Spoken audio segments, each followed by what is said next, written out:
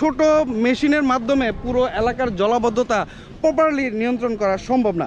ওনাদের দাবি হচ্ছে এই ডাইং মিল বন্ধ করতে হবে এবং দূষিত পানি রোধ করতে হবে।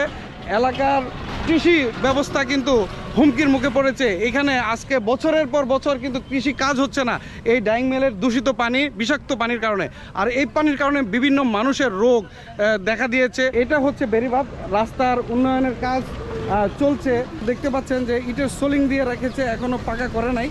আর এই পারেই হচ্ছে এই পানিগুলোকে এই সাইডটা দিয়ে পানিগুলোকে পাস করা হয়। এই যে পাস করছে এই পানি, দেখতে পাচ্ছেন কত নোংরা পানি, এত নোংরা পানি, এত দুর্গন্ধ এই পানিগুলোতে। শুধু এই ডাইং মেলের কারণে, ডাইং যে কেমিক্যাল রয়েছে এই কেমিক্যাল এই পানির সাথে মিক্স রয়েছে। আর এই মিক্স কেমিক্যালের কারণে আজকে দেখতে পাচ্ছেন যে কি প্রচুর পরিমাণে এই জায়গাগুলা এই যে পানি যে এখানে দিচ্ছে, দেখেন এটার চারপাশে যে কচুরিপানা কিন্তু জ্বলে গেছে, এত খারাপ পানি। এই যে পানিগুলো এখন নদীর এই বেড়িবাঁধের এই সাইডে পাস করছে। এই পাস করার কারণে কিন্তু এই দেখতে পাচ্ছেন এই দূরে পুরো জায়গাটা কিন্তু কৃষিকাজ হতো, এক সময় এই পুরো জায়গাটা কৃষিকাজ হতো।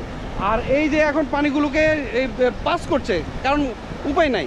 ওই সাইডে যে পয়েন্টটা রয়েছে টোটাল মেশিন বন্ধ হয়ে রয়েছে। স্থায়ীভাবে অস্থায়ীভাবে এখানে তারা পয় নিষ্কাশনের একটা ব্যবস্থা এখানে করেছে, কিন্তু করলে কি হবে, এই যে দূরে গ্রাম রয়েছে, বাড়িঘর রয়েছে, তারা এখানে কৃষি কাজ করতো। এখন এই কৃষিও কিন্তু বন্ধ, কৃষিও বন্ধ হয়ে যাচ্ছে। এই ডাইংয়ের পানি যেখানেই গিয়েছে সেখানে আর কৃষি হয় নাই।